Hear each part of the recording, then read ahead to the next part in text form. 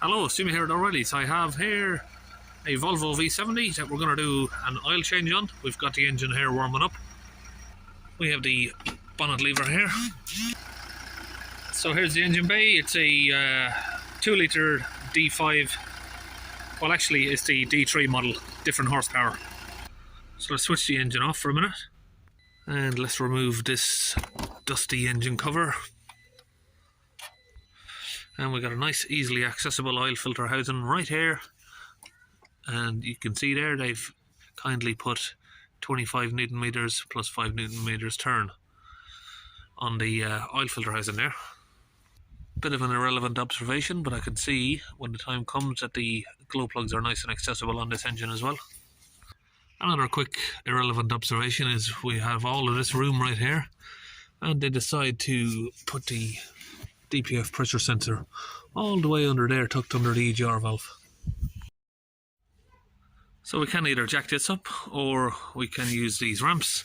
I think we'll go with the ramps on this one. Now we'll just drive it up on there.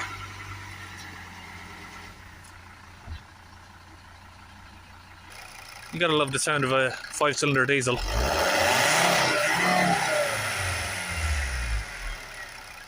Now you probably can't hear that engine noise properly because of my earphones. I think they've got some sort of noise cancelling on them. So all the way around here, the engine cover, we got 6 of these T30 torque bolts just to take off. And then we can drop that tray down and pull it out of the way. Now before we start drying the oil, we're going to come back up top. We'll open the oil cap, let that sit there. And we'll come over here with a 36mm socket. And we'll get that open. Well, something tells me it's a 36mm. Joke intended. So we'll get this loose.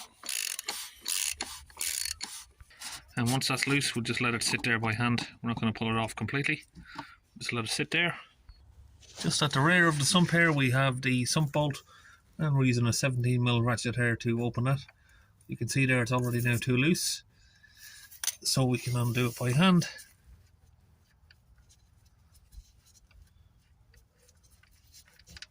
This is where we make a mess.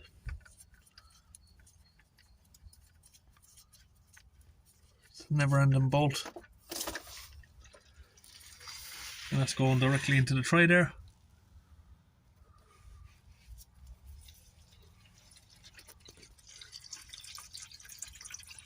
Now, I don't like the colour of that oil, so I'll tell you what I'm going to do.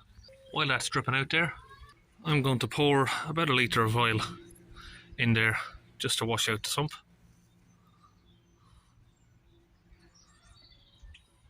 Now you can see it's still black at the top. You can see it's lightening up the colour a little bit.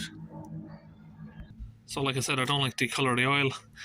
This is my own car, and I don't know when the oil was last changed because I've recently only purchased it. So I'm going to tighten that back down for a minute. I'm going to fill it up with oil.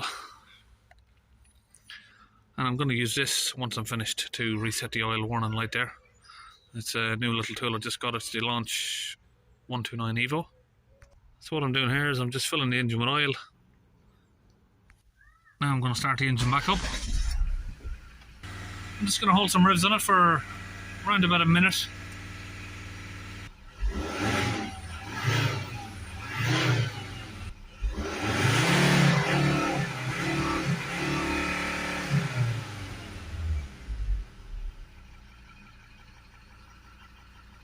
Now once that's been idling for a minute, I'm just going to do a second flush on this. Now again we're going to take back off the sump plug and we're going to drain it again the second time. Oh, this sump plug takes forever to get out. And look how black that is. It's brand new oil. Straight away it's completely black. Now I do hope that can answer a little bit of a question for people as well. I get asked all the time from people. They say, oh, you know, I've been to wherever, Quick Fit, and I've asked for service, but I don't trust them. I don't think they've done a service because the oil is black. And they said they just service it. And you can clearly see there, with a diesel car, you would need to change that oil 3 or 4 times to get it clean. And within 50 miles or 100 miles, it would be black again.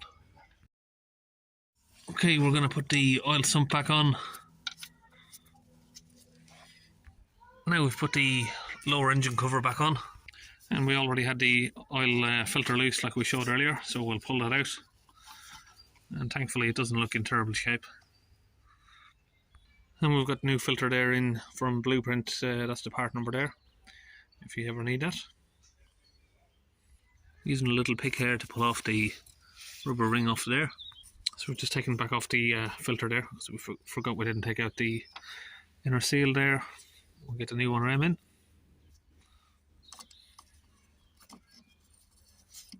And just fish it around there, get it into place. Difficult to do with one hand. Filter now back into the housing, and with an oily finger there we've just ran around that little ring tube there. So the rubber seal there is nice and oiled up. We can push in the new filter. So that's it, get her tightened down to your 25 Newton meters. Pour a bit of spray, get rid of the oil residue. Now we're going to fill up the oil. We've got 6 litres of this. It's very specific to this car and very expensive, unfortunately. And we'll get that poured in there.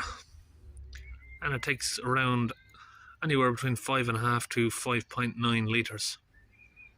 And Volvo have done a nice helpful feature here by not adding a dipstick to check. Okay, now we'll just roll it down off the ramps.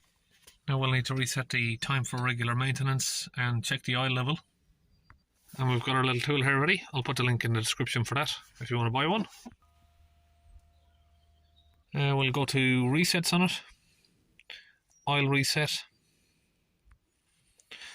Press OK. We'll press auto search. Yes, we'll press OK. Ignition is on. Successful. So now our service message is gone. We're going to use this little thing here to toggle through, check the engine oil level. Now we've put exactly 6 litres in there. I don't know if that's going to take a minute to adjust, but it's saying it's round about in the middle there now. Now that is a fine level. That is a fine level to leave your engine oil at. You don't have to fill it to max. The max just means that's your max level. Somewhere in the middle is plenty acceptable, but that may creep up slightly. If not, we'll top it up. Where I'd ideally like to have it is 1 bar up, so 1 bar down from the max. That's it, oil change all finished on a Volvo V70 D3 2 litre 5-cylinder.